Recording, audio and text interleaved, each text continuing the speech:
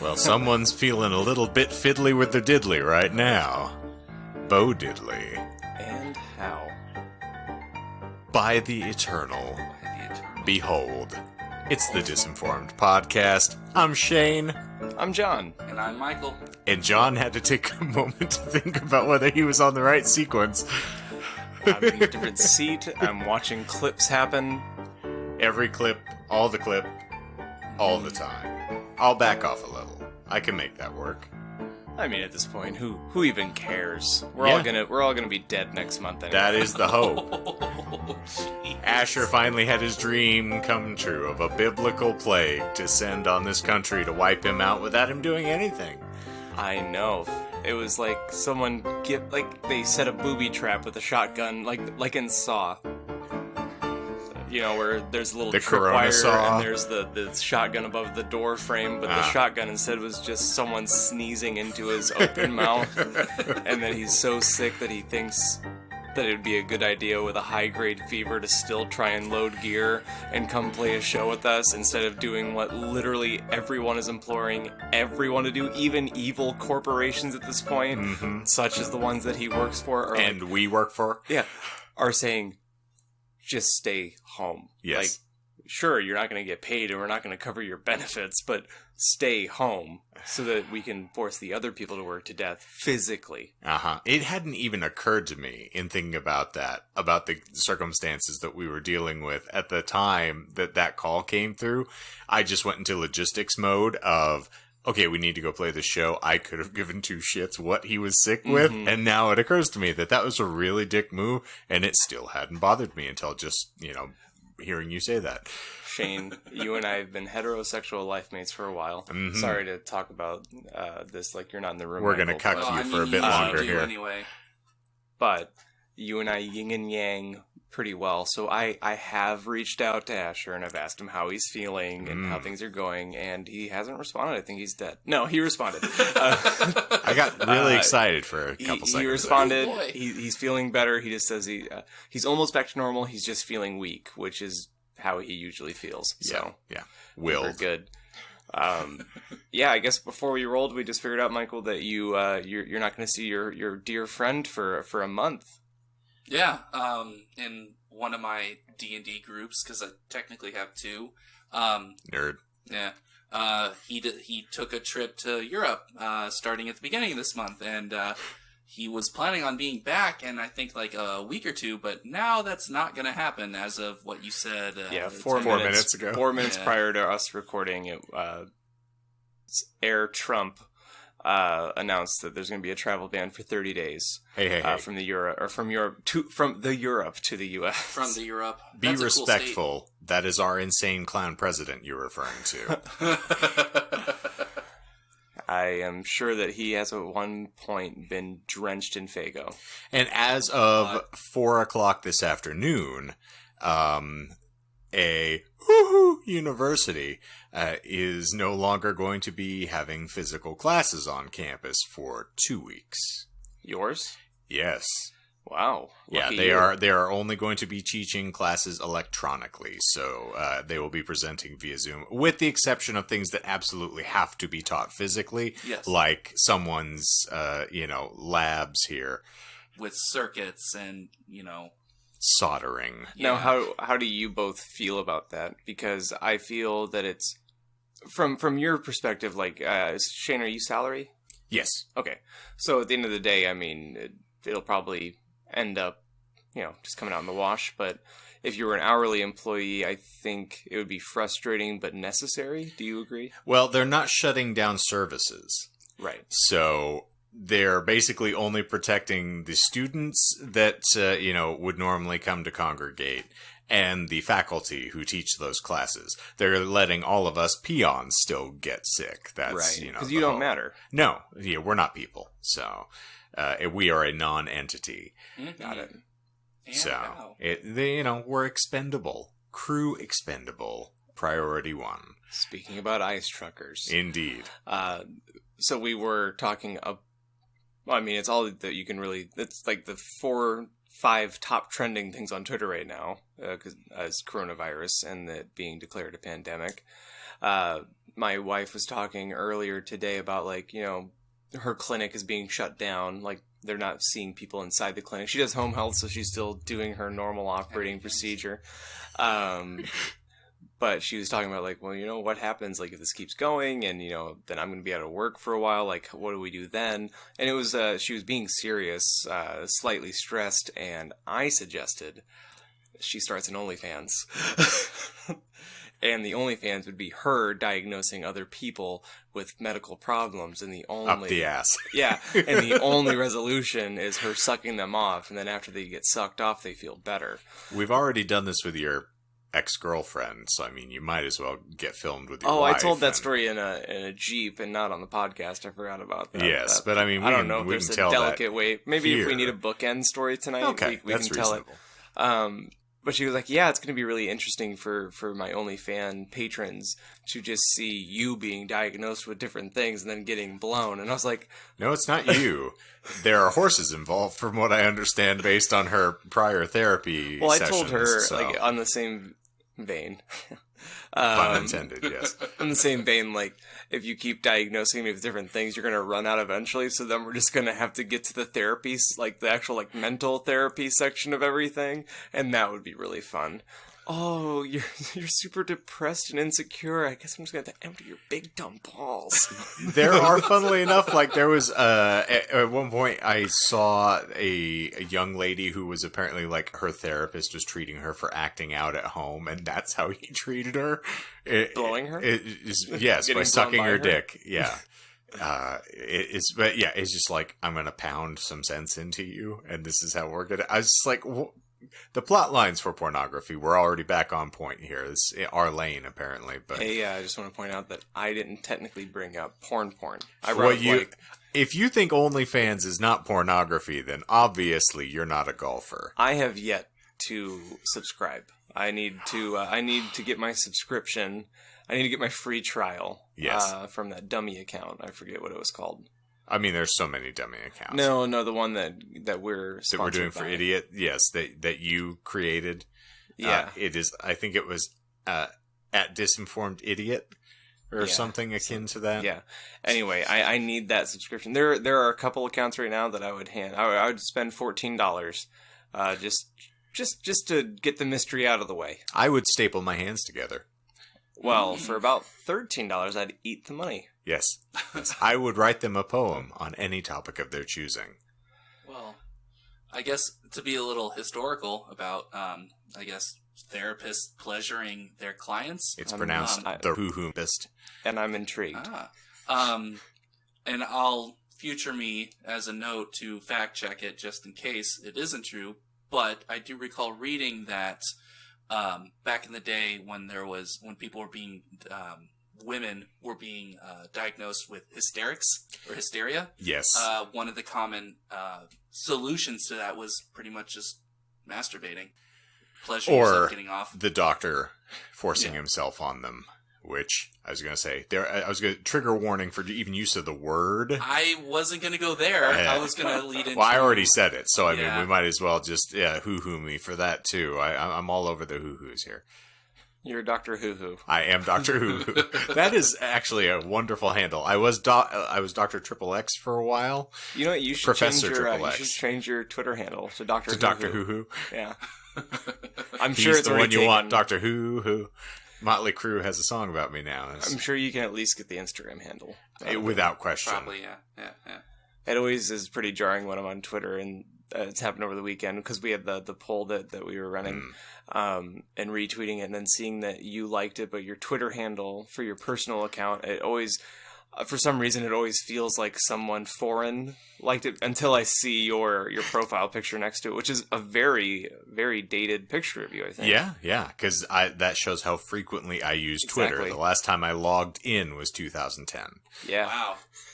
Not really, but Oh. I think the last time I actually had posted anything frequently was when I was working downtown, and that was not a metaphor or a euphemism. Nope. I was literally downtown. At Van Buren. No. Yes, on the corner. Mm-hmm.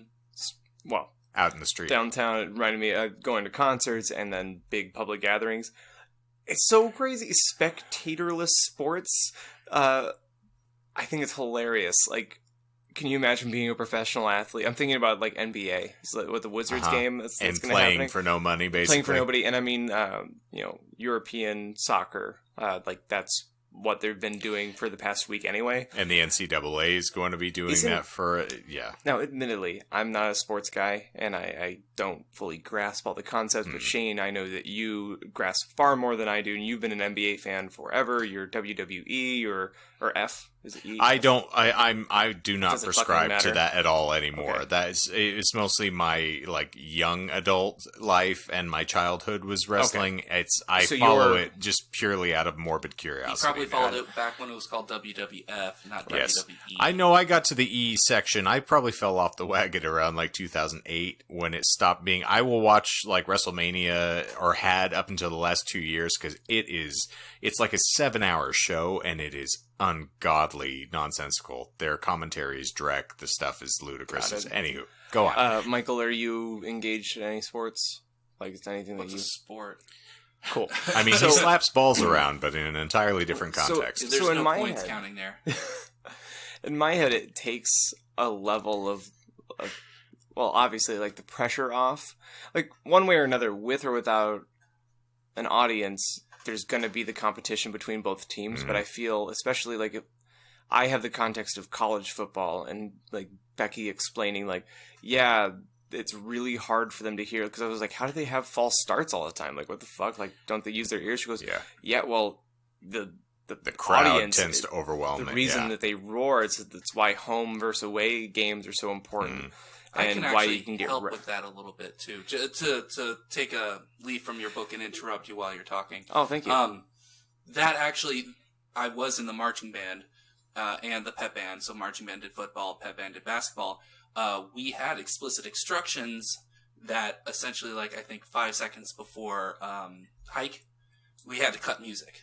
So that we didn't unintentionally, like, we could get fined, we can get in trouble, the team could get in trouble if we were still playing right up into that hike. That's really interesting. So we literally had to watch the conductor, or the band director, and then also the drum majors for an immediate cutoff, even if it's in the middle of a song.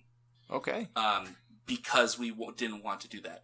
And then also, especially given the college that I go to, they were one of the first people to do, it's called the Curtain of Distraction, for mainly men's basketball, because the student section was kind of sexist and didn't like supporting our women's team, which is a way better team. But anyway, consistently our women's team is better than our men's. Anyway, they would essentially, whenever there was a foul point shot, they would show up, bring pretty much like a curtain, and someone would dress up in a ridiculous outfit, or two people or something, and the curtain would go away, the curtain would part, and then they would be doing something silly to try and distract the person shooting the foul ball. Bullshit. No, true. Okay. I'll Didn't know if you were show trying you. to slide It's not a little anecdotal lies extracurricular. in the course of stories. Yeah. It was with the 942 crew, to be a little bit more Oh, specific. you were in a gang. I was not. I got Rolling a shirt with the from them, homies. but I hated them because they prevented us from doing a lot of our band traditions. We couldn't do specific, like, olays after 3 points, whatever. I won't rant on about it. But essentially, yes, no, I agree. There is a fan component. That's why they're called, in football, the 13th player, I think. Okay. Right? That's the term. It's something Yes. similar to that. But yeah, I So- just think it would be really comical, and I know they're most likely going to air, right? That is really going to be their only source of income at this point, is that they will still be able to get the monetary rights from showing on television. But yeah, that's Completely sucks for everyone that works in those stadiums. Like, Oh, yeah? that rely on, like, I can just think of the people relying on tips, the hourly alone. But Jesus, we are on the verge of a Close. really bizarre economic sort of Well, collapse we've already at this passed point. that with the stocks. Right, but I mean, on in uh, actuality, just point of fact of people trying to pay bills and make it moment to moment here. The only saving grace we're going to have is like for food delivery services and those selling toilet paper, which is the most ludicrous thing in the world for people to think you need to thank you for bringing stockpile. that up. I did have a question. I'd forgotten it until you said that. I don't clean Shane? up with toilet paper after I jerk off. I just, Oh, I spit do. on it and Oh, let it no, go. I do Oh, that too. I do a hybrid. I use an actual towel that I wash every so You often monster. when it starts talking to me. It saves the environment. Have you either, Shane or Michael, used a bidet? I have not, but I have squatted over, my little shower wand, just to get up into my naughty bits. So Just to, just really tickle the prostate? just clean out down there. You want to make sure you get any free-flowing things there. Charlie horse. Yeah, Jesus. Michael?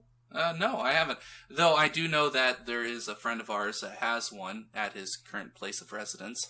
Yeah, I've been tempted to use it, but I've never had to brown when I've been over there. So Exactly right, because it's like Just wait almost until you a need to. social faux pas to do it, Yeah. unless you're going to be there for a long time. I just feel like if I were to use the bidet without pooping first, that it would be like, Feet. Yeah. be like putting a finger up my own butt just for the sake of saying that I did it. No, I think, anytime you can freshen up down there. I mean, Manscaped, to your point of, wanting to get yourself the lawnmower to trim up, they also sell those crop mop ball wipes. And we are not sponsored by Manscaped at all, which we should be, Unfortunately. considering the volume to of body everybody. hair in this room that needs to be maintained at some point.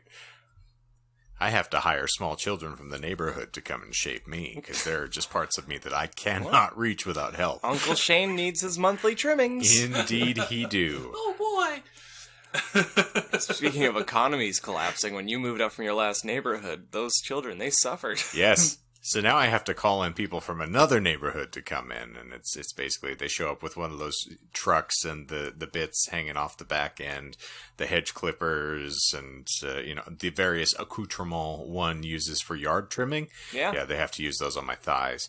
So it's Damn.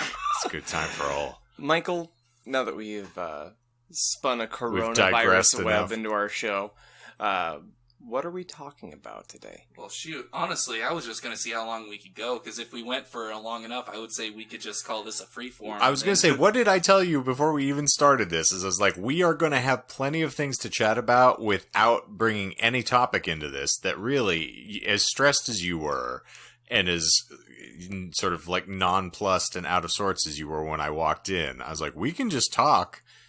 It is a podcast that is intended for just existential crises and off the Very cuff true. conversation, extemporaneous speech, if you will. It's tempting, but I don't know. Well, Sorry. I just watched a Rogan podcast to trigger you that had a physicist on it.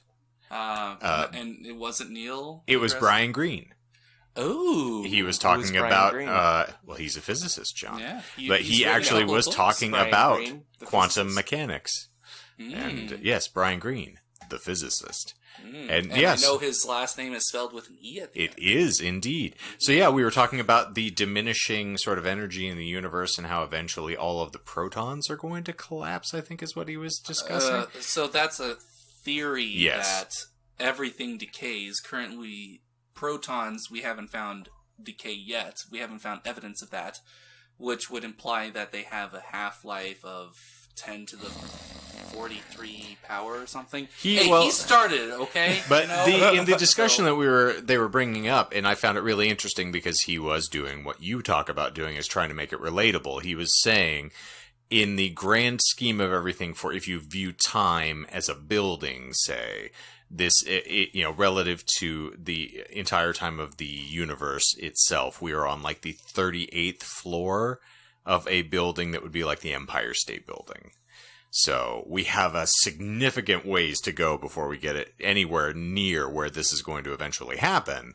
But relative to the universe itself, it's a pretty short time comparatively. But he was also talking about, they started talking about time prior to the Big Bang. And the way that the discussion sort of started going out is he said it's, time is a construct for us. So we basically view things that are relative to us. So basically trying to talk about the universe prior to the Big Bang, there was no context. Okay. So you have absolutely no idea to really even theorize what was occurring there. And there's a lot of terminology utilized I don't understand and a lot of things that kind of came up. But it was a fun thing to think about just as a thought process for me, so you would probably really enjoy the episode, so give it a listen. It was fairly recently that it popped up. That actually is a good thing to just mention just offhandedly, is the accessibility, like bringing physics to just the lay person, explaining something that, especially like when you mention physics, people are like, what about quantum mechanics, or how about general relativity, or why does light bend, or crazy stuff like that. And it's like, well, it's why hard is the Earth flat? Yeah, exactly. Well, I mean, that's something that I encountered while trying to make the flat Earth episodes part three's palpable. never going to happen. Probably not. Maybe God. once I I don't know, level up a couple of times or something, level up my speech skills a couple of times, and Okay, so by episode 247. that might be a little too low, maybe like 300, 400. Okay, we're on the 38th floor of our podcast. Yeah, exactly. But just especially using words because this is something that I've noticed in most of the other episodes that I've done research in, was the idea of energy. And especially watching or hearing about paranormal activity sort of stuff, where they say there's a spiritual energy here. Because I had this conversation with my girlfriend and a couple of her other family members when we had a conversation about paranormal, ghosts, because one thing that her and I want to do is actually go stay out in Jerome at the Grand Hotel. Fun. Because I don't believe in ghosts. I wish I do. I wish I would, but I can't, just based off of how I understand the universe. But she does. I think so. Okay. But I'm not going to disparage her for it, because, what's the point in that? I'll disparage people for, young Earth creationism or something silly like that. But ghosts, it's I mean, there's some, theoretical, or there's some hypothetical things that you can ask about, what keeps a ghost to a particular relative location on the Earth, because the Earth we're not set in a specific place, but whatever. Well, Dan Aykroyd would argue that the Curlians were photographing people's souls as they left their bodies, and apparently determined that it has atomic weight, so that people's weight would shift. So 21 grams is supposedly the weight of the soul, and the person would be lightened by that volume once they passed and shuffled loose the mortal coil. So The only time where I actually appreciated when that popped up was when I watched Full Metal Alchemist. okay. Can we point out the fact that John is 87 years old right now? Because I'm cackling. You are over there. I gave myself a Charlie horse, and then it felt really good walking on it. Because it kept everything nice and warm and loose. And the moment that I started, I think it was in the 15-minute mark of this podcast that I moved my leg, and I was like, oh God, that is so impossibly tense and tight. How it feels when you have a muscle spasm? Yes. And you can, it's when your toe curls on its own. Uh-huh.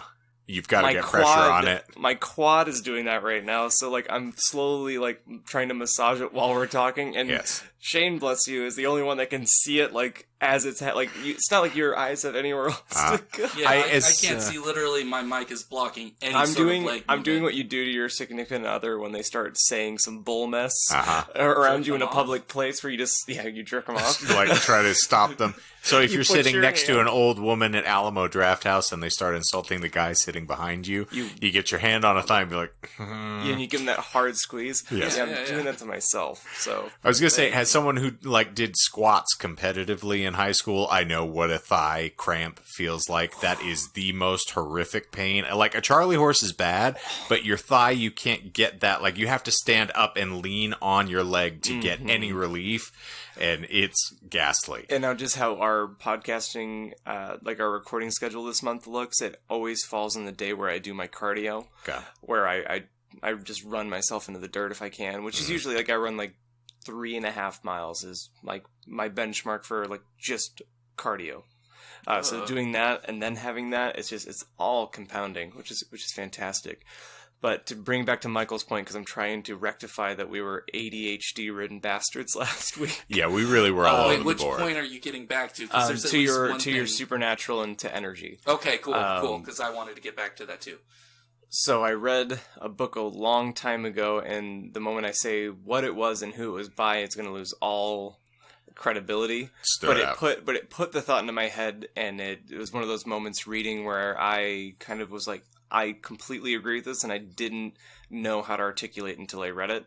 But Corey Taylor from Slipknot, Stone Sour, and what have you, no matter how you feel about him, he put out a couple books. His first one was Seven Deadly Sins, which was kind of just exactly what you would expect from a rock star. Yeah, it was just him just being like, here is all the bad shit that I've done on tour. And you're like, it's fun to read for $15. Like, it's a quick, like, one-night read. And then the other one that he released, he's probably released more. The last one that I read was his second, and it was called A Funny Thing Happened, I think On the Way to Hell or On the Way to Heaven. Anyway, it's his experiences on the road with paranormal activity. And it's pretty fascinating, but he admittedly is an atheist. And a majority of the book, he's talking about how it's completely fine to be an atheist and still believe in ghosts. And what he brings into play is that he believes, and a lot of people around him instilled with him, that when we pass on, we leave behind energy. Mm-hmm. And that is what manifests as those orbs that you see in pictures and all that. It gets a little deeper and gets a little kooky and here and there, because I'm never going to be one of those people like, oh, you got an energy. They do talk about like spectral remnants or like resonances, and sort of like there are hauntings that are intelligent hauntings where they're purporting that something still exists there and is aware, and then others are sort of like consider it an echo of an event that happened or energy that is still there that's kind of a remnant or a spoiled area. As an aside, I finished the first season of Lock and Key. Ooh. Really good, though as I told him, I would wait for season 2 and 3 to come out because they're filming both. Oh, nice. Mm-hmm. You mentioned Echo, and I mean, until the filming is canceled or postponed due to the virus. I mean, we're all going to be dead in about a month anyway, so this is not going to matter. But, okay, like, I see what you're saying. Sorry, I was going to say, I'm feeling it. This is how it happens. This is how it gets in. Yeah, actually, I would say that. That's how I almost didn't finish my prepared material that we're not going to cover tonight. Because I got distracted looking up something about the Black Sea deluge hypothesis, but then I was going to add it, and then I read that it was controversial, so I wasn't going to add it. So I was like, oh, cool, I just wasted 10 minutes looking up something that I'm not even going to add. Sweet. And then I also spent 5 minutes looking up to see what a dog is closely related to in common ancestry, which I spent time, and I'm like... You worried about your girlfriend, or...? No. I wanted to make sure that it didn't count as cheating. Before you talk about energy and continue your thought, because we're not going to fall off. I finished that thought, so go ahead. Okay. Yeah. Bringing it back to the coronavirus, my sister sent me this screenshot yesterday from Twitter. I don't need to hear about your incest, John. That's fine. You're going to anyway. So Stephen King yesterday tweeted, "No, coronavirus is not like The Stand." His book.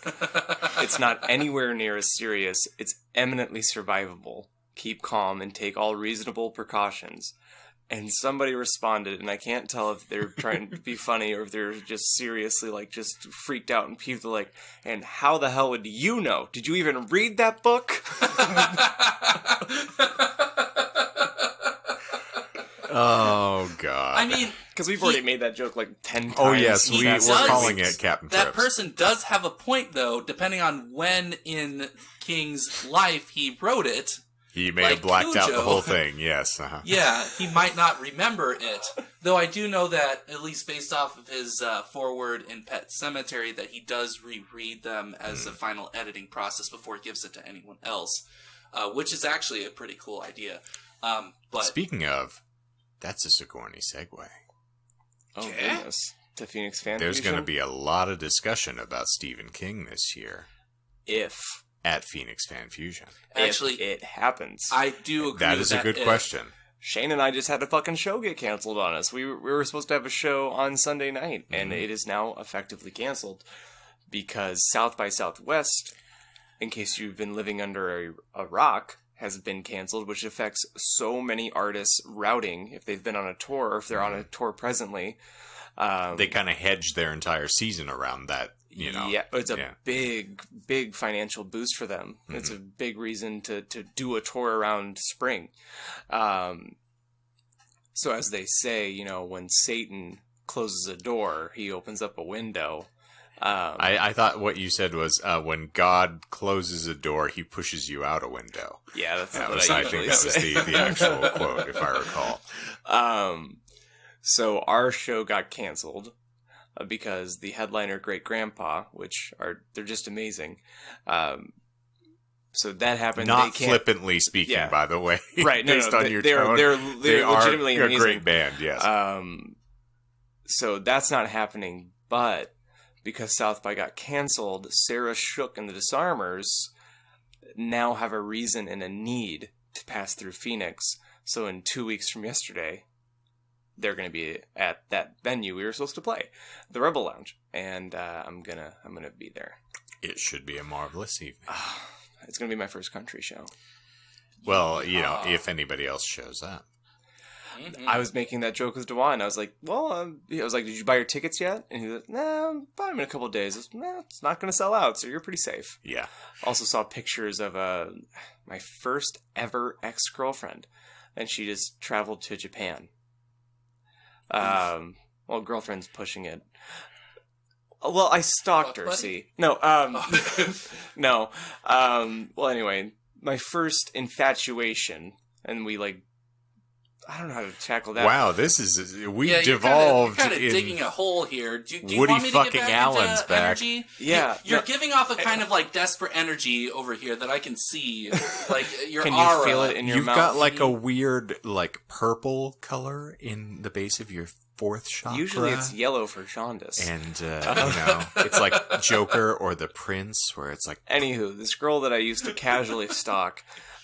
Did you ever engage in any physical activity with this person? Like saying hello or being within 10 feet of her? Yes. Okay. I'm saying, were you intimate with this person?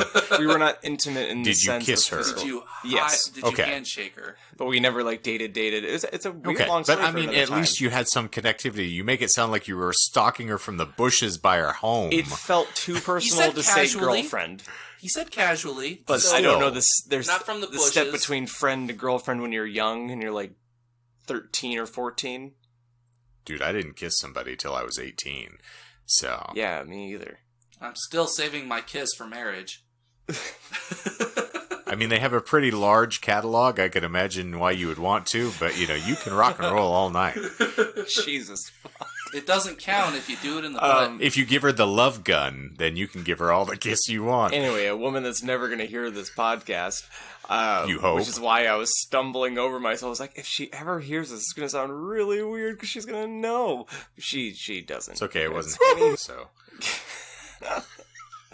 Bruh. This is the perks of you and I knowing each other, that just a name is gonna fuck us up for 20 minutes. Anywho, she you. posted a picture. She just traveled to Japan 2 days ago, which is hilarious to me. She just missed on the principle. country. Yeah. And she posted a picture today from her flight, and it goes, well, the flight to Japan was pretty bare bones, and literally it's 5 rows empty. Almost left behind, yeah. just, those travel bans gone. are intense. I saw a meme too that was a Hard Times article that was 27-year-old buys $4 tickets, $4 plane tickets around the country, claiming if I die, I die. I didn't even think to look how cheap airfare is right now. Unless they're just canceling flights outright, because why waste the jet fuel? Where on should people? Where should I try and see if we can fly? Southwest Airlines. Because I know you wouldn't listen to me anyway. I could talk about energy. Let's see if I wanted to fly to. Let's go Phoenix. What do you want to go to? Where do you want to go? Whose energy? Well, let's go to New Brunswick, New Jersey. Because it's the Garden State and it's beautiful this time of year. No, we should choose a state that already has an outbreak. Fly to Seattle. What? Well, I mean, mind you, it would be Frontier, and I mean... Ooh, okay. So Frontier right now, and this is just me Googling Phoenix to New Brunswick. And also right give now, the date and time. It is currently March whatever. 11th at 8 something. We can do round trip for $77. To New Brunswick? On Frontier, yeah. It's a 4.5-hour flight. We can also fly United for $107. Wow. At this point, I think it's time to travel. You are free to move about the country. Because this is. Let's look at what the homeland looks like. Let's see what Phoenix to Chicago. Oh my God. We can go to Chicago for 75 bones right now. As of right now, I am booking a flight, and we are not recording this podcast anymore. Yeah, this is crazy. Look up, what's American? San Diego? Because that has a major outbreak. I wonder how... Oh my God, American. It's $97. That's what I fly every single time we go to Chicago. We fly. Jesus, to San Diego. You said? Yeah. Since there's that whole cruise ship. That's. I think they've recently docked. I can't remember. Do you guys want to take a stab? If they did, I hope they filmed it. Ooh, I hope that. Yeah, that peaked. Nice. I'm gonna say $40. $89 on American. $53 on Frontier. Jesus, I can't believe that I didn't think to look this up prior to meeting you guys tonight. Please come fly our friendly yet exceedingly overwhelmingly virulent skies. Yeah, I feel like we get an asterisk for this episode because it's not every day that the day that we record a pandemic is announced. So this is a freebie, extra loosey-goosey episode. Oh no, we're still gonna make Michael read this stuff now. I want to make sure we get about 40 minutes into the episode, and then I'm gonna make Michael panic roll him. Yes. No, what I'll probably do if that does happen is I'll just cut it and have 2 episodes and just be a 2-parter and be like, "Fuck you guys." I mean, not if I hit you over the head really hard. Aww. Listen, I've been carrying this vial of coronavirus with me, and hey, you got any limes? You made me very happy today, Shane. Oh, no. My coworker, Dewan, who is infamous on our podcast at this point. Yes. And who you now kind of follow on Facebook. Like, you see his activity a lot. He actually sent me a friend request, which is my requirement for if I'm going to have any Facebook activity, I will not initiate. Same. I have to make sure someone wants me. Yeah, it seems like you guys are willing participants now, like on each other's contents. And he told me in person, and he made a Facebook status like a couple days ago, very vehemently against people that make the low-hanging coronavirus jokes, or just bring it up into conversation at all as something with humor. Yes. And just how like easy it is, and how it's kind of like people asking how the weather is instead of having a real conversation.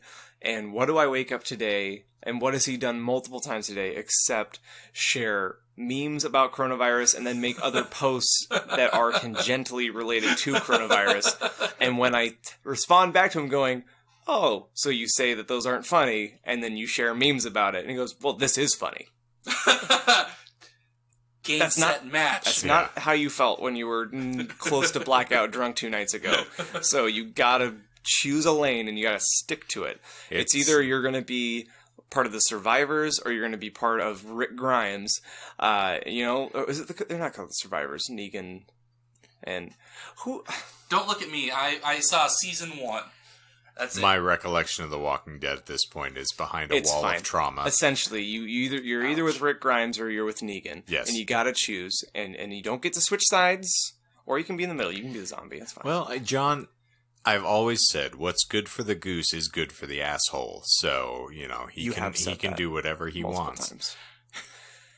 Well, on Shane's reading corner, Shane, what are you reading right now? I am still balls deep. That was just so. Yeah, that was not a Sigourney segue. That was Sigourney ham-fisted. Yes. Yeah. Well, if you want to go, you said you were going to start rereading The Walking Dead at some point. So no, one of my coworkers said he was going to start rereading The Walking Dead because he's now fixated on all of these sort of like pandemic and outbreak and dystopian things happening. I am still balls deep in it. I just finished the scene where Richie and Bill go into the basement of the house on Neibolt Street and encounter the teenage werewolf. Spoilers for those who may or may not have read the book, It. From London. teenage. Never mind. I No, that's an American Werewolf in London. Oh! It's I Was a Teenage Werewolf is the film there. Thanks for trying. Yeah. I mean, that was an attempt. You attempted to allude to a movie that you probably haven't seen though. Okay. I've seen the transformation sequence. The transformation sequence is famed. That is probably, and it's still to this day the best looking werewolf transformation ever actually manifested. I have not seen it. It's Rick Baker, and it is phenomenal. It is if the only parallel I can make to it is the Uncle Frank reconstituting out of the floor in Hellraiser. What about the Jesus wept scene is one that sticks with me. But I mean, no, just on sheer how good that looked right up until the last sequence where the body's like out of the floor, but like the way that the blood and everything trickles up onto the brain as it's reconstituting and things like that. Wearing a Hellraiser shirt, so this is fitting. It's appropriate. I was gonna note that. Yes. Yeah. Okay. Yeah. Well, I'll check it out then. Yeah. The only werewolf transformation scene that I can think of is lame, and it's Underworld. It's not horrible. I mean, that's a fair to middling. Okay. I mean, if you really want to get down to like horrible, go like Benicio del Toro werewolf or. Oh my God! Is that the one that has Anthony Hopkins in it as well? No, was Anthony werewolf, Hopkins right? is in. Well, it might be. I actually didn't see the film, so Anthony Hopkins is also in Bram Stoker's Dracula. So I've got my wires crossed there. But yes, he may be in that one as well, if I remember correctly. Or you can go bottom of the barrel werewolf, Twilight. Well, it's CGI and that's like so super quick. Well, I mean, technically, so is Underworld. Though they CGI into practical effects, so the makeup effects and everything on that. The Lycans actually are really. I love Underworld, by the way. That is a phenomenal movie. The sequels didn't hold up as well. The original is fine. It was the a nice original's little gothic great. Romeo and Juliet kind of thing going on there. I still like the sequence of her jumping off the top of the building and just landing on the street and starting to walk is one of the fun film sequences that I play over in my brain. It was like right in the midst of all that, like early to mid 2000s, like new metal, goth, rocky, heavy eyeliner, like modern rock, Super gothy. Gothic. Would you like to know what my Blood-Borne character that I started with is now? Yeah. So I have named so my first Blood-Borne character was Puriel Barker, because Puriel is my handle in case anyone wants to track me down and play, and I won't because I'm not on. The second one was Clive Kinghill. Okay. That is it. But my current one is an homage to you gentlemen. Oh. Is it called Count Fuck? No. Its name is Gothic Lovecraft. Did you know that I also nodded to our podcast for my Blood-Borne character? No, I didn't know that your character name was. Yeah, I'll show Michael a picture after we're done here, but I named my character Blood-Borne. Oh, yes, okay. I may have seen that and not acknowledged it when I saw the picture you sent. So which, if you were on PlayStation 4 and you want to participate in the Return to Yarnum event, which happens for the next 2 weeks here in March. And you're not going to have anything else to do because you're quarantined. My handle on PlayStation is PapaGuac666. That is PapaGuac 666. Let's co-op and invade or play through things. That'd be fun. I just slayed Parl. I did that too. Through my second of the Chalice Dungeons. So I'm on to the third Chalice Dungeon. Yeah, I finished that, and then I finished the Witches, and I'm just getting into the woods, and I haven't done the second Chalice yet. This is terribly boring for everybody else. Hey, there could be Blood-Borne enthusiasts listening to this at this point, who want to talk about energy and, young Earth creationism later. Right. Michael, you're reading Pet Sematary, right? Mm-hmm. Yes, because I upset you because you frequently told me to listen to the audio recording, and I still disregarded it and just got the Kindle version. Well, there you go. How are you liking it thus far, by the way, since I talked about me hating most of the characters in that book? I just got past part 2 and the funeral itself. The fist fight was the most recent terrible.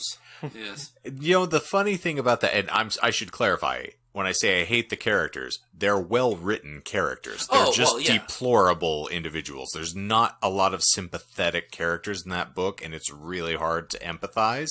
So that scene in particular, I was like, everyone in this is a heel. There is no babyface in the entirety of this program. It's all a bunch of assholes.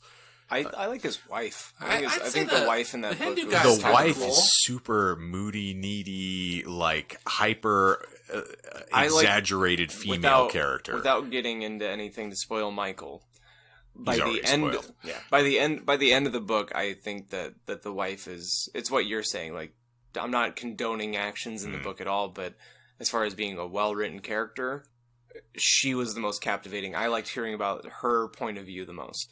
I was going to say, like, if only by contrast to the fact that everybody else basically... I think Judd is the closest I got to saying, like, a character that I feel like I empathize with. Because he really did it under the best intentions. I don't think that it was malicious in the way that it all, manifests initially, where he really wanted to do good, but he didn't see what would subsequently happen. Which they bastardize his character in any movie that it's difficult. Like, this most recent one I watched, it was fucking trash. Well, also, his wife is never represented, which is another pivotal part of his character. That's the whole reason why they do the stuff with church. Right. Because I'll just use names, so saying it and you don't know it won't mean anything, but if you do know it, then you'll get it. Like, using names obfuscates, so there's no spoilers until you actually watch it. Yes. Or read it. Because apparently I won't actually watch the movies because I've heard they're garbage. Yeah, I wouldn't watch them. I mean, it's entertaining enough if you want to bite like a pill-sized form of it that's just easier to digest. Like, they're not horrible. Both of them are entertaining enough to get through, but... Okay. Yeah. Then I probably won't watch them. Because I'll watch them if they're absolute trash. Because I love watching just terrible movies. I'd really love to watch with you guys one day Birdemic. Your parents' wedding tape? Huh? No, I think they lost that or recorded over something with that. The night preceding or following their wedding night, they still have. But anyway, cutting that probably won't. Leave it in. What no one's ever said to John. What was I saying? My ADHD is like terrible. You said now. There was something you wanted us to watch. Oh yes. And presumably a horrible film. Yes. Or a horror movie film. called Birdemic.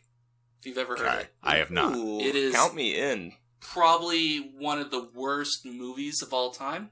That or my absolute favorite worst movie of all time, which actually recently had not a reboot, but a movie made about said movie. John's wedding video. Yes. Yeah. The movie itself is called The Room. Yes. Which that is infamous. We've seen The Artist. Room, yes. Aww. Well, I haven't seen The Room, but I've seen The Disaster Artist. I've seen The Roomba. I've seen DJ Roomba.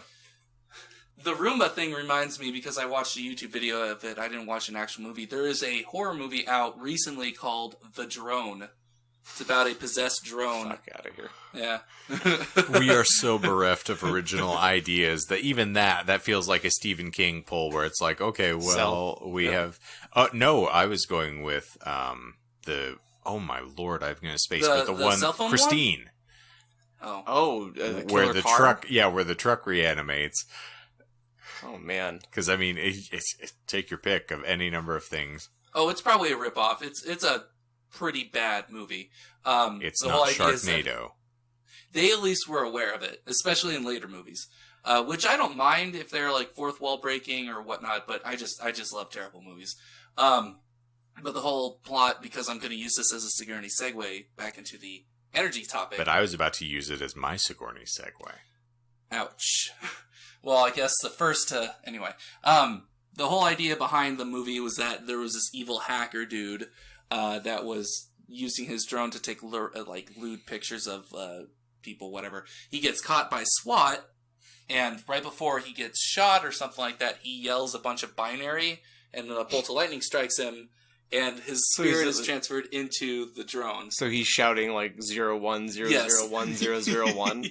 Yes. But like he's acting it out, so he's screaming it at the sky. Yes, and then he gets like Thor struck by lightning, and then... So it's the introduction of Child's Play, basically, with a drone.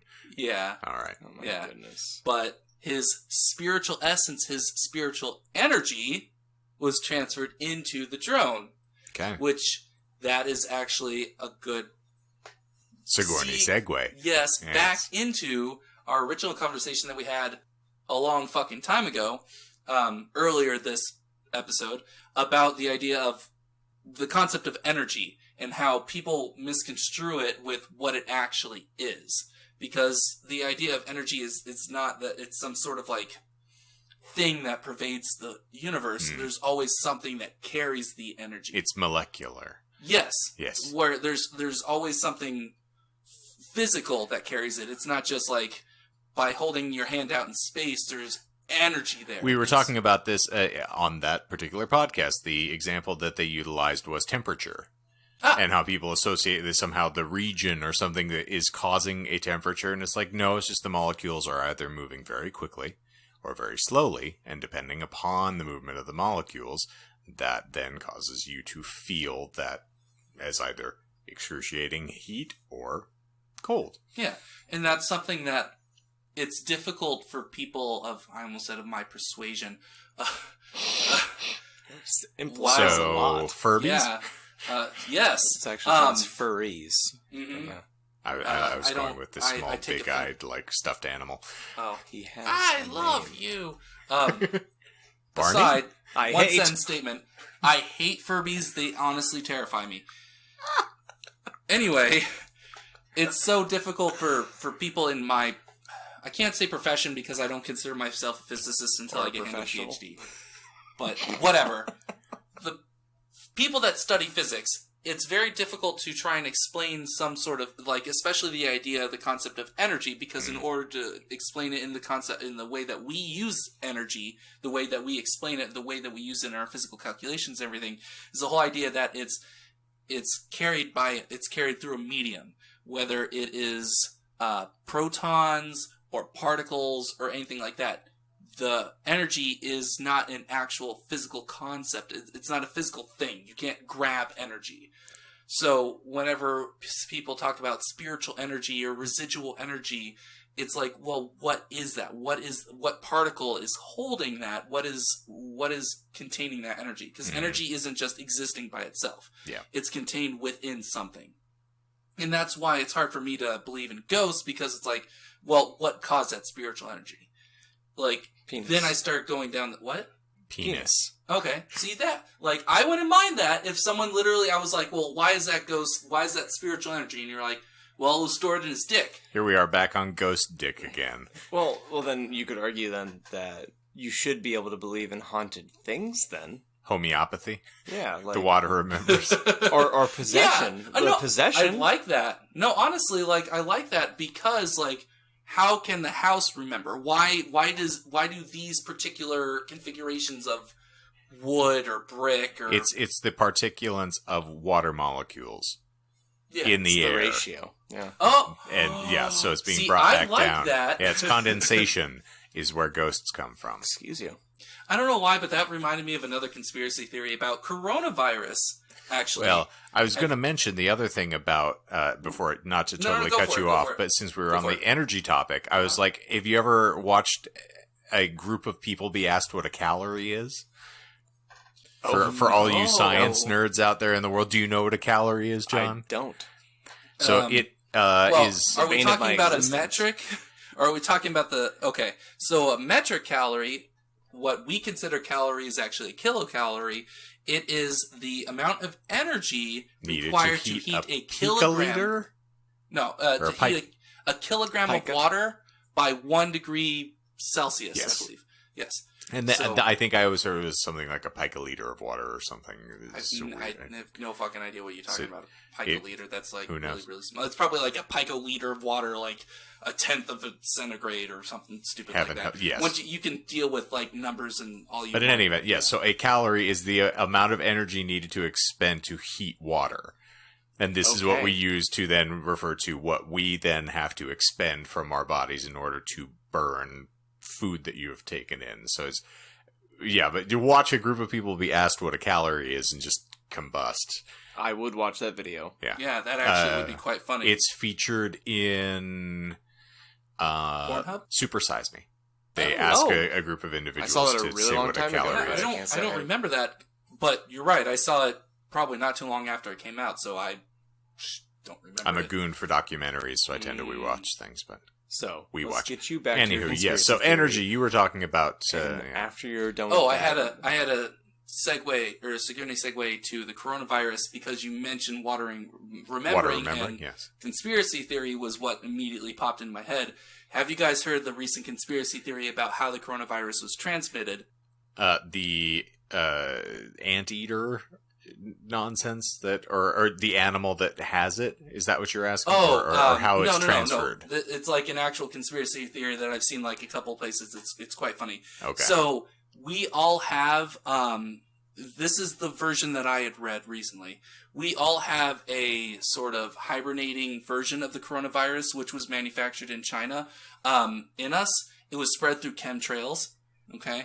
But the only way that it gets activated is with 5G.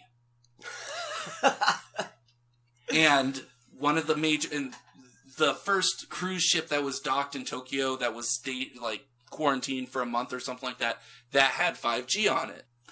So they were like, that was the main Kept that modem. vector for spreading the virus, because anytime you use 5G, you can reactivate your virus that China manufactured. Well, that's almost as ludicrous as people saying if you spend time in a sauna, you can kill it faster. I like the alcohol version of that, where you just drink enough alcohol kills viruses and stuff like that. So just get yourself drunk. Kill it that way. Speaking of Duan and bringing him back in here, where I think they were showing like Corona, and it was all of the quote unquote colored people waiting for it with ginger ale, and it's something else. So yeah, it's just like someone greedily standing there holding a cup. So, okay. Yeah. I saw one with meme with Tom Holland looking behind him on a plane panically. And it's like when you hear someone cough on your $50 flight to Italy. But let's we accidentally had a lot of doom and gloom on here because it's topical. So I think, as mentioned at the start of this episode, let's end out on a story involving just a itty bitty penis and a desperate broke couple. It sounds reasonable. Let's set the scene, Jonathan. What year was it? 1847. The year of our Lord. The American frontier. So, the last girlfriend that I had before I met Becky, we've talked about her before. Yes, Tyrannosaurus clit. We've talked about her before on this podcast, I think. You've said her name on the podcast. Oh, okay, so, well then I guess just I don't really dive right beat in. around the So bush. back to good old Liz. We were living in an apartment, a 2-bedroom apartment. My sister was our roommate, and so it was a very weird living situation to begin with. But my sister and I are really close. You know, we share saliva and nude photographs. Incest. Yeah, twin. I already said that once earlier. Yeah. Anywho, I wasn't making really. Neither of us were making really good money. We were just kind of scraping by, and it didn't really help that she, even comparative to me, was terrible with money. And you were John at State Farm at that time. I was. Yes, so I actually was kind of I say I wasn't making good money. I was making fine money. I just wasn't being responsible. Yes. And there's a really big difference on that I can see now. True. That I am forced to be responsible. I really just needed someone to rein me in and be like, you can't do that. And I would just complain and go, but I want to. That's fine, but you can't do that. And now things are better because you learn your limitations financially. So I guess that Kristen never says no then, huh? Yeah, I've always was looking for that. So. Well, she managed to say it to me, so I guess, yeah. It's just... Bruh. Anyway. Oof. While I was dating Liz in the 2 years that we were together, I think we were living together for a year and a half of it. Because if you're gonna be in a relationship, you might as well just rip that Band-Aid off, as I've said before. Yeah. She had a number of jobs. When I first met her, she was working.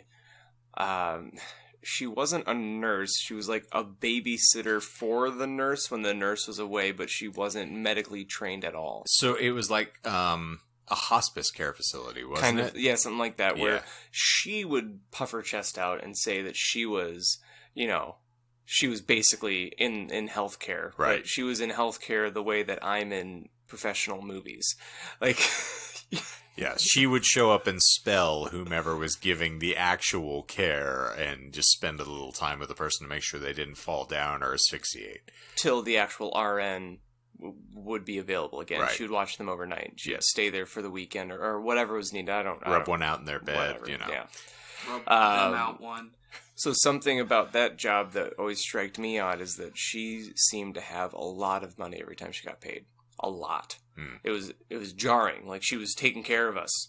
Like before we lived together, she's like, yeah, let's just go to these like fancy expensive dinners. Let's go buy this. Da, da, da, da. And I was like, how the fuck can you afford this? She goes, oh well, I don't get taxed, so I just have a lot of money. So what you're was about happening to is she get was, taxed, baby girl. Oh no! she was an independent contractor, and she knew it, but she didn't understand what it meant. So Oh, she had to fill out an entirely separate form. So while we were Oh. living together, she ended up getting fired from that job, which she framed as being forced to quit. Or But it- right-sized. You slept with one too many of the old people. But I resemble that remark, thank you. anyway, so she ended up not having that job anymore and had to get an actual taxed. She had to fill out a W-2. She had to get. She went to work in retail again. She worked at a Lowe's, and while And then she quit and wouldn't go back to get your Tupperware and her $7. that did happen. Yes. Full circle.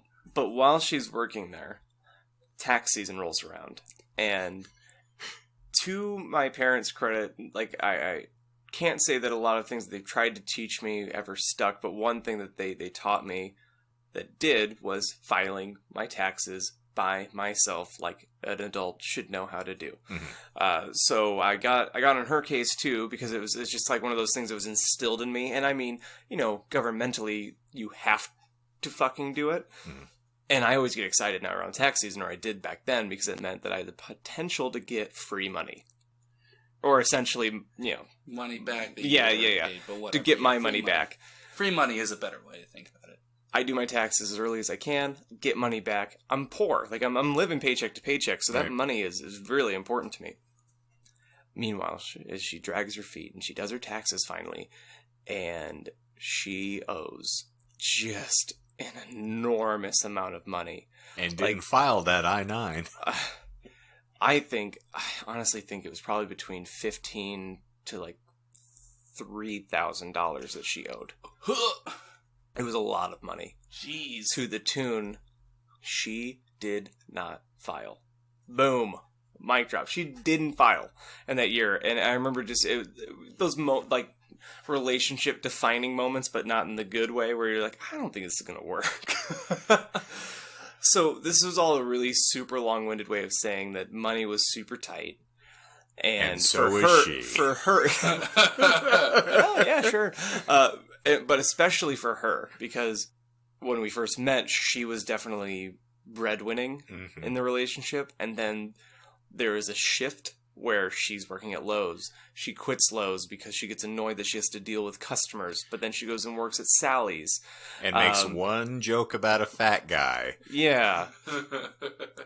So the entire time that we're together, she's obsessed with old school Tumblr, and this is before Yahoo bought them. So before Yahoo bought Tumblr, It's basically another porn site, for lack of a better term. It's basically like the originator of like OnlyFans at this point. And she exclusively, I think 90% of what she followed and engaged with was just porn. Which to me at the time, I was like, this is fucking awesome. Like, because I'd never met someone in my life who was as ingrained, like that was just part of their life. Like to me, like it's an everyday thing, because you have to, relieve some tension. You gotta get the white out. So, in some way, I don't know how it came about. She came up to me. She goes, "So I have someone on Tumblr who messaged me, and they're interested in me shooting some videos for them, or sending some pictures, and they want to pay me for it. How do you feel?" I was like, kind of weird, but I mean, if it helps at this point, if it all helps the household, because the main thing that happens when you're not making enough money as a couple is it's the easiest thing for you to latch on to hate each other over, because that is one of those big trigger things. It's instantly imbued tension in any room is we are not going to be able to get the bills paid. Exactly. So it's like, you know what? It's harmless. And that's how I feel about it still to this day. Like, if like, for the OnlyFans, like, that is such a smart hustle. Yeah, it's a victimless crime, basically. Yeah, you are generating your own content. You control whether or not you're going to bring any other people into it. But as it were, she goes forward with the person who had contacted her, and they give her a list of things they want to see her do. And it's all video, and it all involves banana a bread. dick and her. And she comes up to me and she goes, I kind of need you to be involved. I need your dick. Can I borrow it? Pretty much. And I'd like to say that I wasn't like super jazzed, but I was absolutely jazzed about it because 100% no risk for me. Yes. My face is not in it. My penis is, but like, what is it doing other than what I would be doing? You know, like it's. And unless you're Michael Jackson and you have severely identifiable marks down right, there, it's not you're like I all had good. at that time. I didn't have a big thigh tattoo like I have now. Like that would have been an identifiable thing, but I didn't have it then. It's like, all right, cool. So let's make some money together. And also, if she Oh, bullshit. flubs, Do you actually have a thigh tattoo? yeah, I do. It's You don't have to show me. it's what's cramping right now. I Apparently, believe you. It's Pistol Pete. It's a big cactus wearing a sombrero, smoking a cigarette it's under a an big Arizona sausage sunset. pizza. Cool. Yeah. Yes, it is. It's a big Yes, sausage pizza. yes, it's a big Ha! sausage pizza. So we make an afternoon out of it. I get properly drunk because I can't imagine how porn stars do it. It was very unnerving to think about. Even though there's no risk, I was really in my head about it. See, I But there would have was thought. an actual Anxiety. like yeah. There's I an would have actual- thought you'd have gotten excited by the prospect of like if she messed up and like, hey, we got to start over. I need to will get different say- shots. I will say the exciting part was that there was a list. So there was like a guaranteed amount of things that I got to have fun with and like do, but it was all involving fellatio. And they were supposed to be like short little clips, and then the finale of it all was he wanted a money shot on her face. Okay. And we did all the things, and we were doing it as a couple together to make money. And that afternoon transpired, and I kind of like just put it away, like out of sight, out of mind. And then a week or so goes by, and I'm starting to think like it's near rent time. Extra money would be cool, and I hadn't heard anything from her about it, and I would have assumed that I would have. So I walk up to her. I was like, "Hey, Liz, did you hear back from that guy yet? Like, did you get paid? Did you whatever?" And she goes, "Oh, well, yeah, it's funny because I sent him everything that he asked for, but I haven't gotten any money yet." So apparently the laws of commerce were not ever explained in the Lowe's or the Sally's. And to this day, it's kind of the Chekhov's gun of porn for me, where there is a timeline. There's a finite amount of time that's going to go by, and there's going to be a day where I'm on one of the sites, and I can almost guarantee that it's going to be there at some point.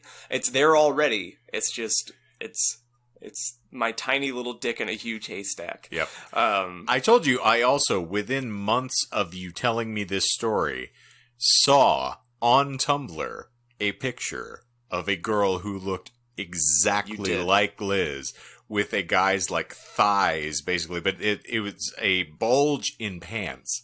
And I was like, oh dear God, I'm seeing John's pictures. This is how we're ready. And then I knew it was a lie because this guy had a dick. Yeah. And it was not John's.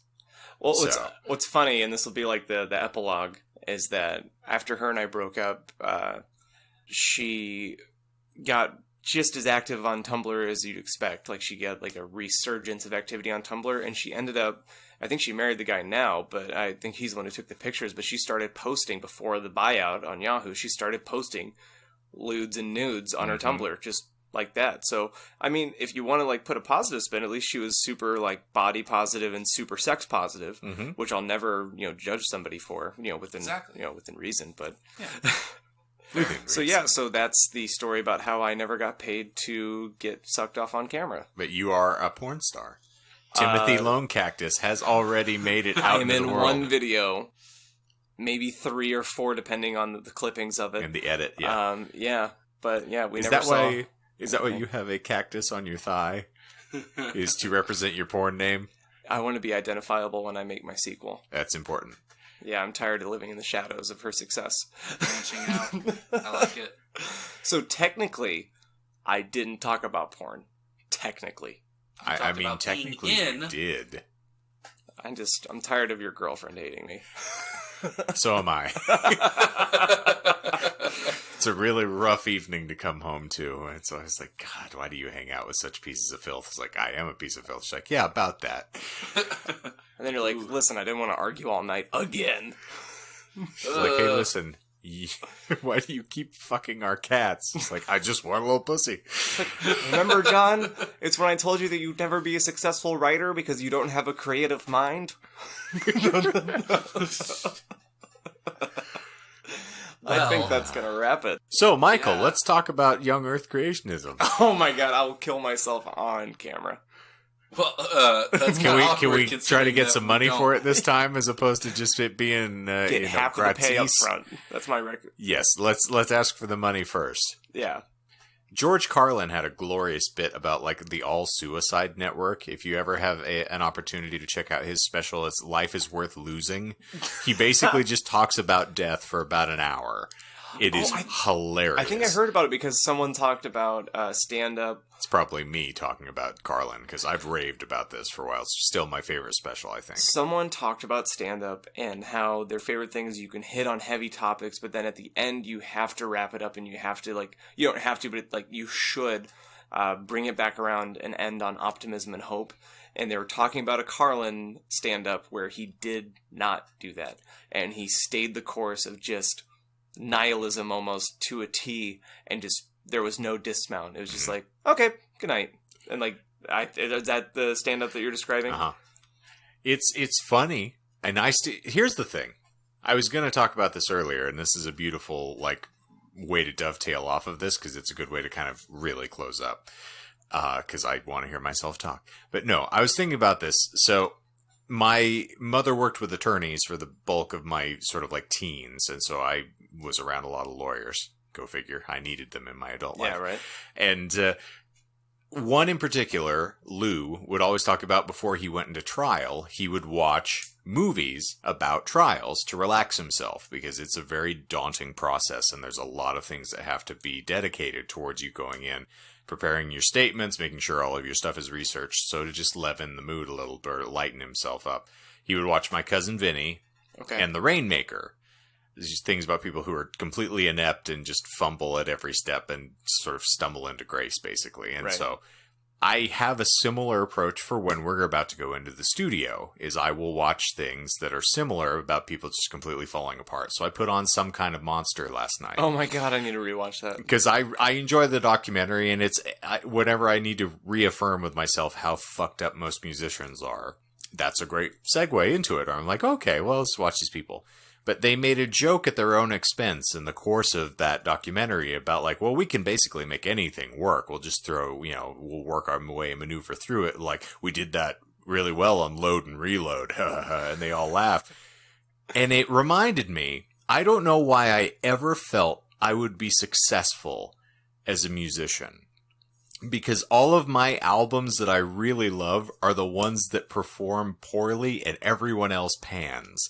So my favorite Metallica record is Load. Yeah, it is. For good reason. But like, that is the one that to me most emblematic, like has a lot of really catchy riffs, great hooks and things that I like, but it's panned as being this horrible record that everyone can stand. My favorite Def Leppard record was Slang, which was their like 90s alt rock attempt that was horribly panned. And their worst selling album by far, and they just say it's like, yeah, it's a horrible mistake. It's my favorite material from them. Okay. So there is some sort of hardwired wavelength in my head that doesn't sync up with the rest of reality. And so whereas everybody else like, pour some sugar on me, I'm like, no, I want angsty Def Leppard. where it's really atmospheric and spacey, and it has all the beautiful sort of lush vocal harmonies you would otherwise have. One-footed Def Leppard. Right? Basically, yes, not one-armed. Yeah. So, but it's just an odd thing. So I was just sort of running down that sequence in my head of like, do you tend to like because even my favorite Beatles song is a song called Yes It Is, and John Lennon has openly said it was the worst song he ever wrote in his mind. He's like, that's the one that sucks. He's like, well, that's the one I like. So do you notice that, or do you tend to skew towards like, I love the hits, so I'm like an Justice for All Metallica fan, or I just hate Metallica altogether? I would counter it with the Dr. Sleep bit between both Dan and Abra and Snakebite Andy and Rose, where it's, are they still human? Are you still human? And do you care? Do you care? Yeah. And it's also kind of playing back to what you said last week, where at a certain point, I'm gonna like what I'm gonna like, and if it's successful, then that's cool. But if it's not successful, then I'm not going to boo it just because it didn't reach fame. Yeah. To that degree, like I still hit you up with regularity when I dip my toes back into bands that I affectionately call the moped bands, where like you're not going to brag about it to your friends, but if they came over and it was on, like you wouldn't turn it off. Like, hey, here's the Seether record that I love. Sit back and enjoy. Yeah, there are certain bands and certain songs and certain things that you just grow up with. They make you in the time that you hear them, and you can't really turn that off. Yeah. You can see them for what they are now, like you, Shane, like you can listen to those albums and you can be aware enough to say that they aren't successful. Like they weren't the most commercially successful. You can have the John Lennon song that, he wishes he could write out of existence, or, Hayley Williams now saying that Misery Business doesn't reflect her views on womanhood or, sisterhood. But it doesn't change the fact that they existed in the time that they did, and they meant something then. Right. And why you have to retcon those things either. Yeah, it's just, true. That's also true. Yeah. That was my lawyer answer. But taste is so subjective, which is, it dovetailed off of what we were talking about last week with Alien and like judging movies and all these other things. I was like, it really is relative. Every podcast is somebody's favorite podcast. We are on that lexicon for somebody. Everybody, like, there's always someone's first comic, someone's first film, someone's favorite album. There's somebody out there who loves Damn the Weather enough. Oh, wait, we're recording a podcast with them. So, like, it's just funny that when these things all start sort of rearing their ugly heads. But yeah, I was just thinking about that on the way over, because I listened to Load all the way through in the car on the way over here after work. So I was like, I need to remind myself. And I think still holds up. I think my homework before Friday, or during the course of Friday to Wednesday, is I'm going to Michael, the song we're going to go into the studio to record the last of the songs that we had wrote 4 or 5 years ago. So it's kind of like a really big end of a chapter that we started a really long time ago. So it's felt like this. It has been just an immense amount of work that we didn't really anticipate. But the interminable process, basically. I mean, that's fair, given the stuff that your band has gone through and everything like that. I would say it definitely feels like it. It would feel like it to me. So I'm going to bookend this process by watching a movie that we watched, or that you had me watch, when we recorded the very first set of songs for the concept. So I will be watching Inside Llewyn Davis from the Coen brothers in the course of this next week at some point. And I think the reason that I haven't watched it since I originally did is because goddamn does it not make you feel good to be alive and a musician by the end of it. Yeah, certainly. John Goodman can't polish off the dirt on on the emotions that you feel being a creative at the end of that movie. Yeah, it is really, it kind of pokes fun at the pretension of being a musician and being like, I want to share my feelings with everybody, and his, rant to his sister, you don't release your early stuff, it ruins the mystique. Like, just, he's a deplorable human being through the entire thing, but you and I have an ingrained empathy because we are those people. Yeah. So, like, every single turn where he falls flat on his face, you're like, oh, God. Every bad discussion with a girl that he slept with that he shouldn't have, just every horrible situation. It's a well-shot script, like, highly scripted version of Once. Yes. And that's why I liked it. And it's But- the dark side, the yin to the raging yang of once is inside Llewellyn Davis. Cool. Michael, how did you enjoy your episode? Thanks, Ollie. Yeah. I enjoyed it. It was good. What are we at? Every we're episode long. is the new longest episode. Yeah. In case you haven't noticed that this is our new reality, Michael, we are desperately trying to push this every year, and every time we record. Look at it as an exercise. You carried some of a conversation for almost an hour and a half. I carried about 10% of the conversation for about... And last week it was 5. See, we're making progress. A thimbleful of water means the world and the difference between life and death to someone who is parched. Oh my god. And seeing as we get about a thimbleful of your conversation for most of our podcasts, I feel like it was a monumental change. Yeah. Sure. I watched you change If it helps you guys sleep into at a night. thimble. Huh? It was like you never had Wings. ears. And on that note, Yeah. thank you for tuning in. You don't get to Nah, close this. I'm going to keep talking. I have No. another 20 minutes worth of discussion here. Please, Michael, no. tell me about your pubic hair. What? How well have you maintained it? Because Manscaped needs to be our next sponsor.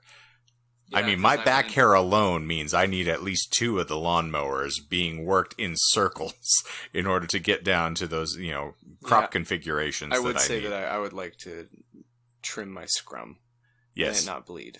So As anyone who's ever nicked their ball sack before will tell you, that is a traumatic event. And the children down the street have still yet to recover from my initial foray, so... Well, you have Reload to listen to on your way home. That was the plan. I'm not going to lie. I actually was planning on doing that. I was going to transition to either that or the Def Leppard album. I would but, do Reload. That's probably the way it's going to go. But if you want to reload, then you can listen to this again next week as it pops back up, or you can listen to us every week. You want to know how you can do that? Well, you can follow us here. You can like and subscribe. And if you love what we do, you can rate and review. You can find us on the social networks at facebook.com/disinformedpodcast. You can find us on Instagram, also at Disinformed Podcast. And if you're on the Twitters, you can weigh in on our poll that is up presently. And no, it's not John's that was photographed while being with good old Liz. It is a poll for what topic you would like me to discuss next. And so amongst them, we have, I believe, the Marfalites, the Night Witches, the Exorcist myths around the show, and then, what is the fourth one? Doesn't matter. 'cause we're Spaced gonna do it. The Exorcist. Okay, well, it's the way it's looking. But if you want to change that fate, ladies and German folks, you can weigh in there. So dive in, and you can find us on Twitter at DisinformedPod. And that is going to wrap it up for another scintillating and off-topic, on-topic discussion that we have had here at the Disinformed Podcast. So for all of us crazy kids down here in the... You're welcome. Uh-huh. For all of us crazy kids down here in the good old clapping.